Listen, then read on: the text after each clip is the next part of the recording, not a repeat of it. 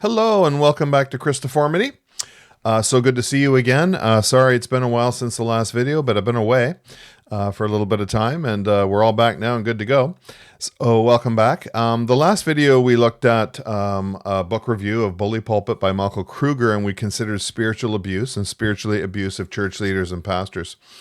And I wanted to review another book today with you that has a similar topic, which is spiritually abusive leaders, but dealing more specifically with narcissism in the church. And that book is this one here called When Narcissism Comes to Church by Chuck DeGroat. An excellent book that I read recently and very much related to spiritual abuse, and a topic that is very important to the church but doesn't get discussed much. Sometimes we talk a lot about, church members who are problems and so on and so forth, but not so much pastors. But so I just want to review this book today with you and talk about some of the contents of it and share a few thoughts of my own as we go. But as we think about this topic of narcissism and spiritual abuse, what is a narcissist? Well, you could look up the DSM definition, and on the internet you can find that. It can be kind of lengthy. But there's some key features, right, around narcissistic people and pastors in particular that might be evidence for us. But it's a problem in the church today, and it doesn't get talked about enough, I don't think. And I think it's good for us to think about these issues and talk about them. I know a few years ago I spoke with a church leader at the denominational level about this, and a suggestion was made that as many as 10% of pastors could fall into this category of narcissistic behavior to one degree or another. So it's a real problem in the church that we need to consider. So let's talk about it a bit today. And, some of the major things we think about when it comes to narcissism, right, is attention seeking or grandiosity, right? Kind of a self-centeredness. It's all about me. I have to be out in front of everybody. And also a lack of empathy is a major issue that comes with narcissism, right? Very in touch with their own feelings, but not with the feelings of others.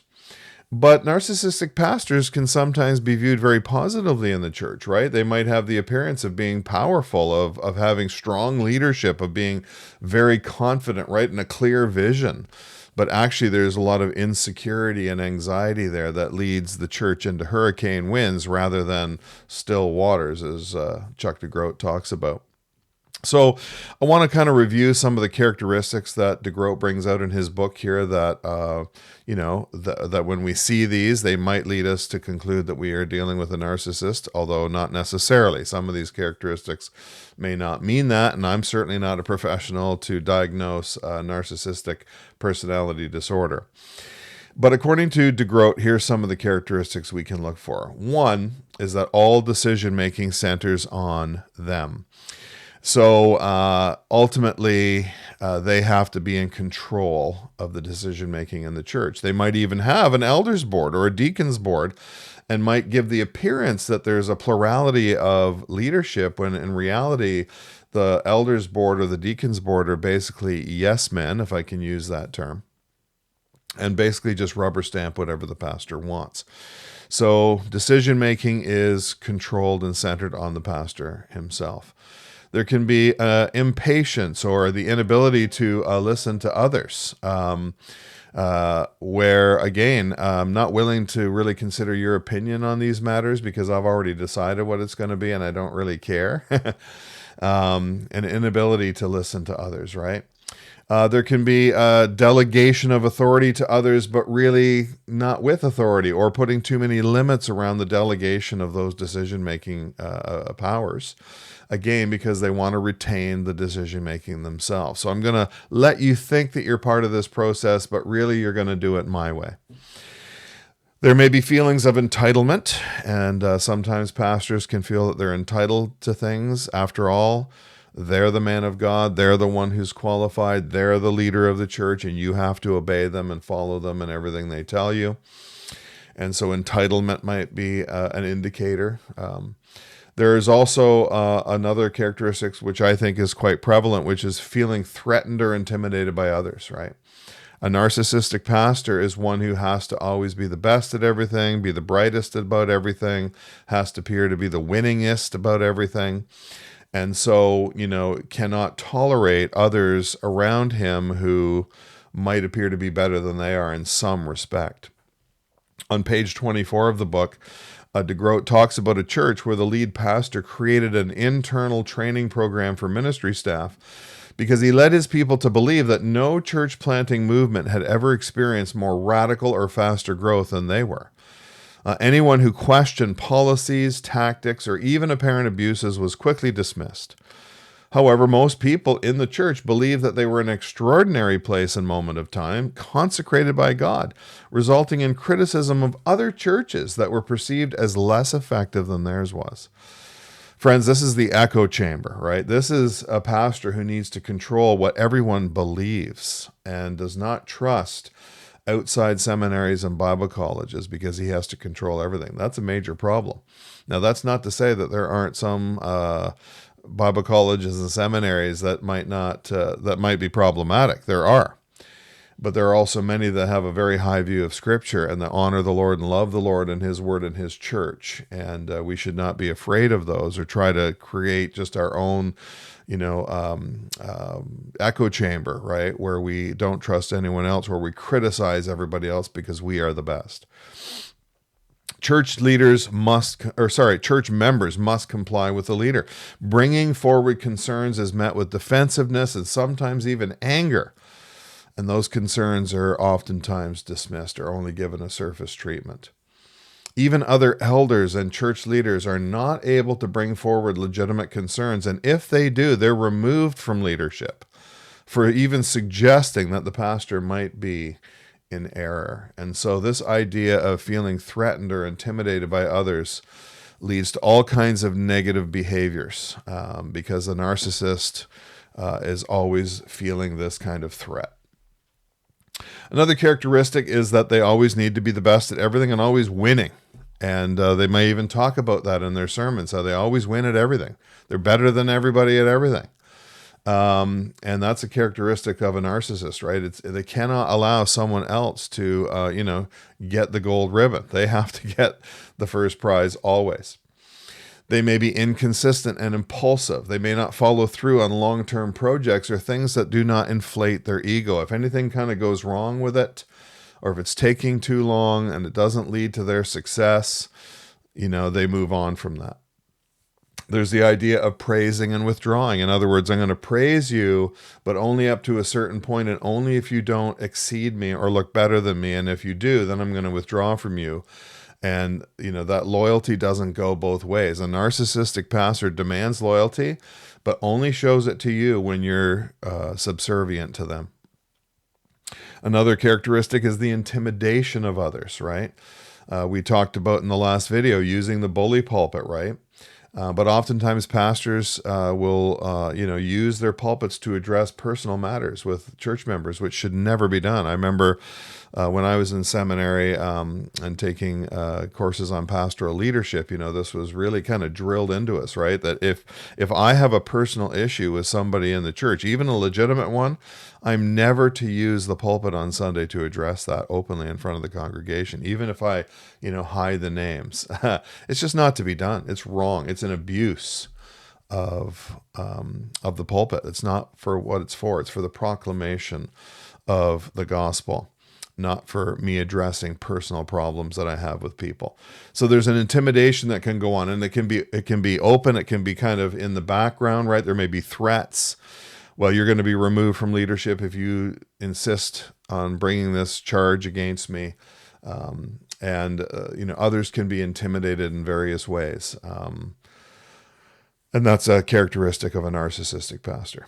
And then, DeGroat brings up a really interesting category that he calls fauxvulnerability, F-A-U-X, for false, right? Fauxvulnerability instead of vulnerability. Vulnerability can be a very healthy thing in a pastor, but vulnerability, it's hard to say, is kind of fake vulnerability, right? It's appearing to be vulnerable with people, but not really. And so what are some of the things that fall into this particular category? There's a number of them. One of them is contradictions, inconsistent character, claiming to be humble, but you're not really, right? Appearing to be humble when you're in the pulpit, but when you're in private, there's no humility whatsoever. right? So there's inconsistency, there's contradictions of character, because that vulnerability is only for show, not for, really addressing issues. Any admissions of sin focus on the past, not the present, right? And so this fake vulnerability, the pastor might say, "Oh yes, when I was a young man, I was really guilty of this terrible sin." And so it appears that, oh, look, he's being so vulnerable and admitting his faults, but he's talking about something from 20 and 30 and 40 years ago, right? Vulnerability is about the now. What's going on right now? Am I vulnerable right now? Not what happened 20 or 30 years ago that I can easily talk about because it's long in my past and people will just, again, I'm trying to manipulate them to think that I'm vulnerable. There's this idea of being staged, that fake vulnerability is staged. In other words, I can show lots of emotion, lots of tears when I'm in the pulpit, right, or in front of a large crowd. But when I'm alone with somebody, that there's no empathy. There's none of that whatsoever because I'm not trying to impress the crowd and I'm trying to just manipulate you. So, is there consistency here, right? Another characteristic of this fake vulnerability is the victim mentality, right? I'm being attacked by evil people in my church. I'm innocent here, and everybody's attacking me, right? And, as we mention these things, right? I mean, there's an admission in the book. There is such a thing as people being legitimately attacked, right? But that's not what we're dealing with here. We're dealing with narcissistic pastors with a victim mentality, claiming to be abused, claiming to be attacked by people, or being the victim, but when they're not. It's gaslighting. It's trying to get people to move on with another issue, right? But there's this idea that I'm always the victim. I'm never responsible for anything, just always the victim of attacks. There's an idea of oversharing, right? Too emotional, trying to manipulate people, right? They might even use phrases like, "I'm going to quit. If this doesn't go away or people don't stop, attacking me, I'm just going to quit." Or "I'm going to harm myself," or whatever the case may be. There's an oversharing. There's too much emotion here. And again, it's designed for manipulation so that you will become sympathetic to them. That's why they bring it up. If a person was truly vulnerable, they wouldn't do that. If they truly cared about the local church and the Lord's people and the Lord's name, they would not do that. The reason they're doing it is because they want you to feel sympathy for them, and they can manipulate you through emotional oversharing. And it's not true vulnerability, it is fake. And then there's self-referencing, right? Which is that whatever vulnerability that I tried to show you is really just to serve my ego ultimately, right? It's not an expression of true mutuality or connection. It's not me trying to be vulnerable in this moment to say, yes, I am also guilty of things. It's to say, poor me, Yes, I've done terrible things in the past, but not right now, right? Other things could be, the narcissistic pastor has the ability to try to make people feel crazy or wrong by gaslighting them, right? By denying reality, by presenting false information to try and make the other person doubt themselves or feel crazy or wrong themselves, right? And narcissistic people have an ability to do that. And of course, narcissists, it's a hard word to say, isn't it? Narcissists demand loyalty with consequences for challenging them or leaving the church, right? They demand loyalty. After all, I'm God's man. I'm the pastor here. You must submit to me. And so you will be loyal to me. And if you're not, there's going to be consequences. You'll be put out of the church. You'll be disciplined. I'll bring a whole bunch of people over to the house and we're going to overpower you and point the finger at you and condemn you. So demands of loyalty with consequences for ever bringing up a challenge or even for leaving. And so, some of the rationale behind this, and this was brought up by a comment on the other video, which is a very good comment. Narcissistic pastors and narcissistic churches, because there's those too, they overemphasize what's called spiritual authority to maintain control over people. And this often leads to spiritual abuse, right? There's this idea that I'm the pastor and therefore I'm the leader and therefore I have authority over you and you're to submit to me. But, in Mark chapter 10, I think it was James and John were talking about who was going to sit in the left and right side of Jesus. And there's other accounts in the Gospels about the disciples arguing about who would be greatest. And in Mark 10:42, we read this. Jesus called them over and said to them, "You know that those who are regarded as rulers of the Gentiles lord it over them, and those in high positions act as tyrants over them." In other words, that's the way of the world, right? You have lords and you have serfs, right? You have rulers and those who do not rule. And in the world, people lord it over others, right? But in Mark 10:43, Jesus says, "But it is not so among you. On the contrary, whoever wants to become great among you will be your servant. And whoever wants to be first among you will be slave to all. For even the Son of Man did not come to be served, but to serve and to give his life as a ransom for many." Inside God's kingdom, inside the church, we are not to exercise the kind of authority that the Gentiles, that the world uses in the world system. But we are to become servants of one another, even as Jesus did, friends. And he is our example. If we're going to be conformed to the image of Christ, if a pastor or a church leader is going to be like Jesus, he will be the biggest servant in the room. He will not be the one receiving all the benefits and praise and adulation of people. He'll be actually the one on his hands and knees washing the disciples' feet and serving others. And that's the image of Christ that we're looking for in our leaders. I like this passage in 1 Peter 5, verses 1-3, and Peter addresses the elders, the pastors, and he says, "I exhort the elders among you as a fellow elder and witness to the sufferings of Christ, as well as one who shares in the glory about to be revealed. Shepherd God's flock among you, not overseeing out of compulsion, but willingly, as God would have you, not out of greed for money, but eagerly." And then listen to this in verse 3, "Not lording it over those entrusted to you, but being examples to the flock." Not lording, but being examples. Friends, I believe for many years that the only authority that a pastor has, that an elder has, that a church leader has, is the authority of being a good example to people. It is not one of control. The pastor does not have a stick with which to beat the sheep, but rather is an example to the flock, caring, lovingly looking after people and trying to live a godly life, right? That's the authority and no other. A pastor does not have authority to command you anything. Their authority lies in their ability to live like Jesus, to look like Jesus, to serve, to take the lowest place, to be like Jesus, to wash disciples' feet, right? To be willing to suffer and die for others, to put others' needs above their own, to take the lowest place, not the highest. And so there's this idea then of servant leadership, because that's what Jesus presents to us. And yet he is the one who is Lord. And he has the authority and the right, right? Jesus does have a spiritual authority over you and me, friends. That's the spiritual authority, not your pastor, okay? Your pastor, hopefully, is a gift to the church, right? In Ephesians, we read of gifts to the church, not offices. And pastors are gifts and elders are gifts to teach and to train and to disciple. And hopefully there's godly maturity and example there to hopefully live an example that others can follow. That's all. It is not the way of the world. And so pastors are to be gentle and humble, not proud, not angry, not unkind. If your pastor reacts with anger when confronted, that's a problem. That's a major red flag. There's no need for anger. Outbursts of wrath are a work of the flesh, not of the Spirit. If your pastor cares more about his own suffering than the suffering of others, that's a problem. If your pastor demands allegiance and threatens consequences, that's a problem.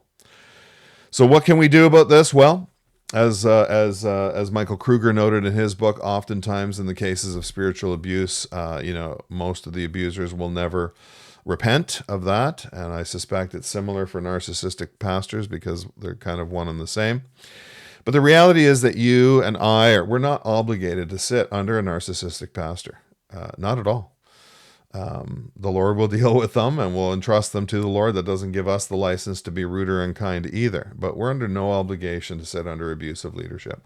Find a church that is led by people who look like Jesus, who serve like Jesus, who are servant leaders, who do not go around commanding authority and demanding loyalty. but who give of themselves for the sake of others. That's the model we're looking for, right? The true shepherd. And, if you've, another caution I would give for people, right? Sometimes, we have abusive churches, and not everybody in the church feels that abuse, right? They may not have been in the crosshairs of an abusive leader because they're just, sitting in the back, enjoying the messages week by week, kind of, staying out of the crosshairs. And that's one thing, right? But there are cases, right, where we may become aware of the problem. Even though we may not have experienced it ourselves, we've seen it. We're aware of it. We know those who have been abused, right? Don't think you're simply remaining neutral, right? By staying in that church, you've taken a stand and you have chosen to side with narcissism and abuse. And that's something you need to think deeply about if you're aware of it, right? And if we are aware of abuses in the church, then we're called to lovingly and biblically confront those issues, right? Not to ignore them and pretend that they're going to go away, because they won't. Many people are deeply wounded and have left the church as a result of spiritual abuse and narcissistic leaders, friends. It's a major turnoff for the Lord's people. It's a major problem when we're trying to proclaim the gospel, because people have been hurt, and hurt deeply. Church hurt is a real problem out there today. In fact, I've met people who haven't been in church for years as a result of the hurt that they've experienced, and they don't want to put themselves in that position again of trusting people only to be hurt all over again. So let's be kind and considerate to those who've experienced church hurt. And let's pray for narcissistic pastors. Perhaps you know some. Be in prayer for them, right? Pray that the grace of God will touch their heart. They're believers too, right? But we don't have to sit under that, and we can search for a church where that is run by servant leaders who look like Jesus. So that's just a quick review of this very good book, When Narcissism Comes to Church by Chuck DeGroat. I would encourage you to pick up a copy. As always, please leave your comments after the video if you'd like to. And thank you so much for your time today. And we'll just leave it there for today, and we'll see you next time. Take care. Bye-bye.